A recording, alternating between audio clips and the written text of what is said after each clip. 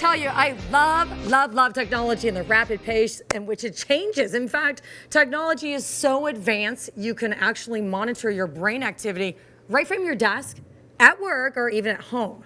We want to introduce you to a new and upcoming sensing technology called Wearable Sensing, which allows you to collect all sorts of data that can track your every move, from calculating burn calories and even scanning your quality of sleep. Pretty amazing stuff. This product is part of a growing trend and a movement called Quantified Self. And joining us now with more is the president of Wearable Sensing, Dr. Walid Soussou. Welcome to the show. Hello, Taylor. Thank you for having me. Wow, I am so curious about this headset that scans your brain. Tell us about it. So this technology has been around. It's called EEG. And this technology has been around for over a century now, been used in medical research and medical practice for diagnosing diseases like epilepsy, stroke, and other conditions like that. What we have done here is we've taken this technology that was usually reserved for special researchers and hospitals where they had trained technicians, and we've put it in a form where it can be used by people like you and I in our office and our daily home, and we are now bringing the capability of measuring our brain activity to the casual user.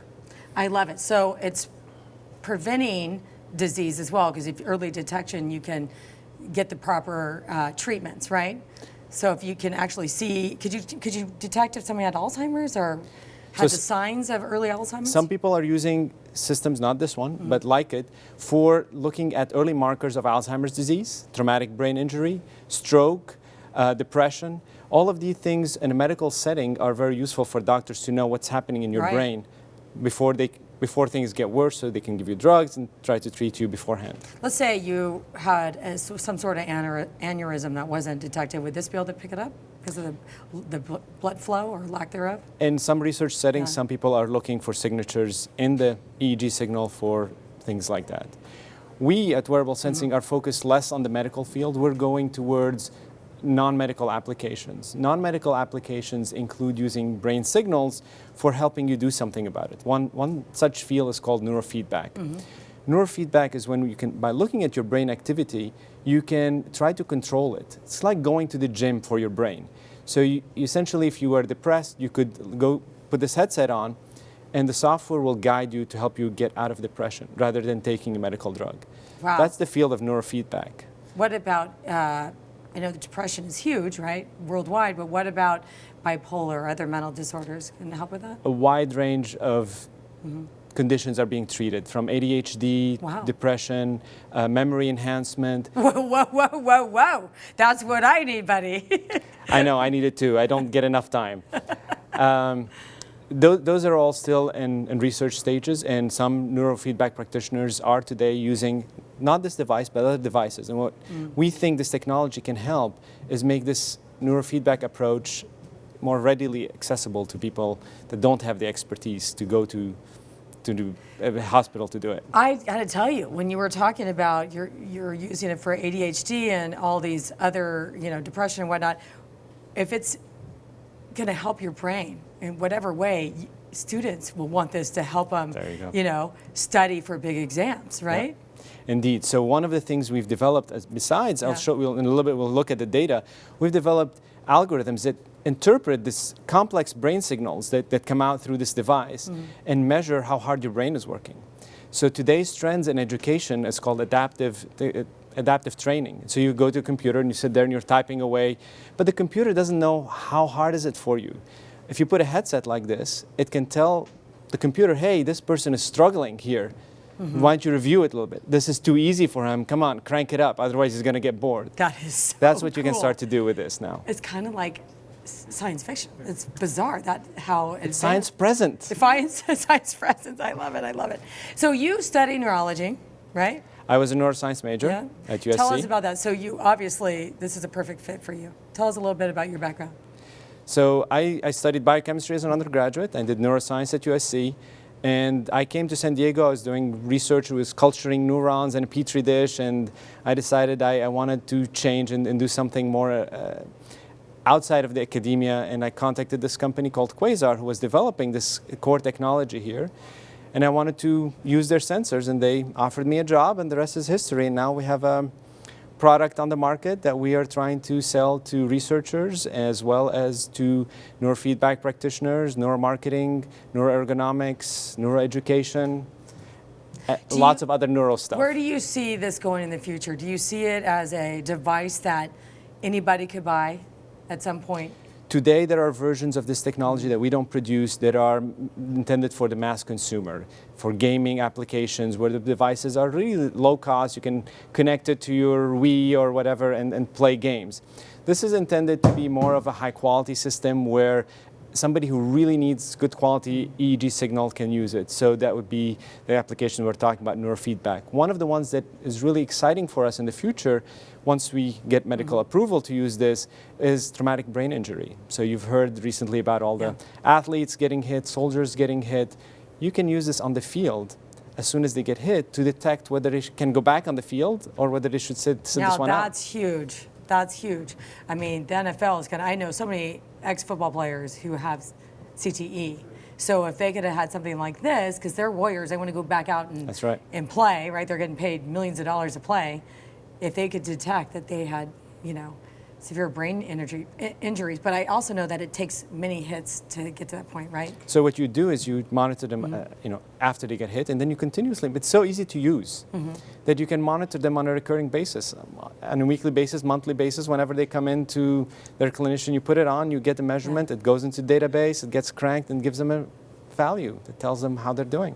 I love it. I have nothing like preventable injuries, right?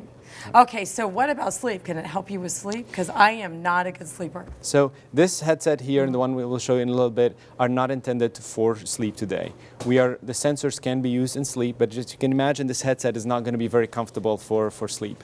Right. But we're working on developing a form factor that will allow you to monitor yourself during sleep. What you can do for sleep is after you wake up, you can put it on, you can see how your brain is responding today. Is your brain sort of in its optimal condition? Is it feeling overloaded? Did it reboot? Did it? Yeah, Did exactly. You get Are you RAM? fresh? I love it. Okay, so we're going to take a break, and when we come back, you're going to actually scan my brain. That's right. We're going to let you use your thoughts to do something on the computer. Let's hope there's something between the ears for you to scan. Okay. It's time to get my brain scanned. We're back with Dr. Walid Soussou, and well, we're going to see if there's anything between my ears, right? First of all, how does it feel? It's so comfortable. It really is. Like, actually, it's more comfortable on than off. Okay. Which is weird. I didn't think this apparatus would be comfortable, but it is. It looks good on you. Thank you. Well, tell us what we're doing, because I see my brain waves on the computer, and it's funny, we were testing out during break, and when I was laughing, it was more drastic, right? And then when you told me to be calm, and then it kind of almost flatlined out. So when you're smiling, we see a lot of muscle activity signals. And what we're going to do is we're going to ask you to close your eyes, and this way the whole world will be able to see your alpha activity, which is those squiggly lines that we're now seeing on the bottom of the screen. That's a signal that Taylor is now well relaxed. That's a good sign. Some people would say that that's a sign of high intelligence. I wouldn't doubt them. So you can open your eyes, and that was your relaxation state. Ah, nice. What we're now going to do is we're going to disconnect from this software and use another piece of software that will allow you to use the computer to type just by thinking about the letters you want to type. Oh, I love that. I wish I could get my kids to do their chores just by thinking it with this thing. But looking at those brain waves, do you see anything? Look, when I get passionate, it's It's hard to tell things so from somebody who's normal and healthy. So typically by looking at the squiggly lines like that, we can see eye blinks, we can see those resting states. If I was to make you do a very difficult task, we can see a theta burst. But those are make me do a difficult task. What does that look like? All right, I'm going to ask you to count backwards from 100 to 0 by steps of 7. I'm dyslexic. That is like the most difficult task you could ask me to do. Could you spell my name? That's difficult. All right. That's all right. We're gonna make you 3 strikes. I'm out. Give me one more. We're gonna make you do a very difficult task, which is to spell using your brain thoughts. That's pretty difficult. This is We had a colleague from the Wadworth Institute. They came by Wadworth Center in New York. They came by. They interfaced our hardware with their software. And their software is designed for people who are locked in. Those are patients who have ALS, advanced ALS. They cannot move at all. They cannot talk. They cannot blink. And they can use this technology to communicate. This is so cool. And you're going to demonstrate how that's done, even though you won't have to be locked in. But that's the power of your thought to control a computer. All right, let's do it. All right.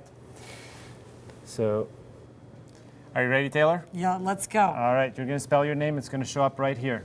Okay. Did it work? Yeah, you got a T. Yay! All right, now oh my gosh. Okay, wait. Someday.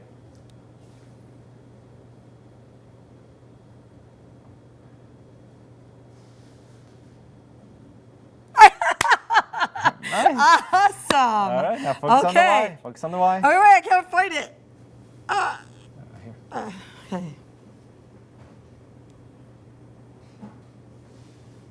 Did it do it? Yeah. Oh my God, this is crazy. So folks, just so you know, what happens is I focus on the word and I count how many times it shows up. 4, 5, 6. Did it do it? It did it. Got an L. Oh my gosh. Okay, we're almost there. And then all the word letters are going to blink. I'm focusing on how many times it shows up. The O. Put your hands up so people know we're not cheating. No, no cheating.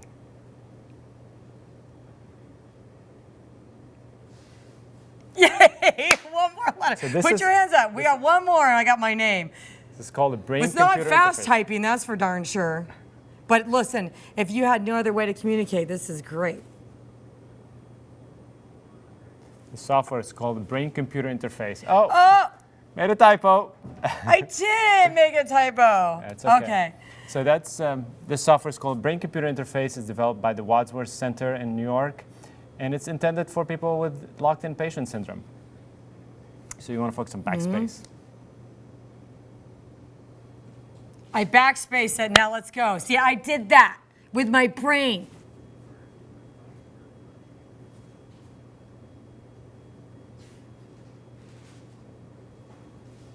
Bingo! She can spell her name, Do you but she see can't that? spell mine. Do you see that? Well, yeah, I hope I can spell my name. Oh no, it keeps going. This is awesome. I guess I can't take this off, right? You can take this off. That's can? how easy it is. You just slide it back, and you're good to go. I'll let you loosen up so I don't pull my hair out.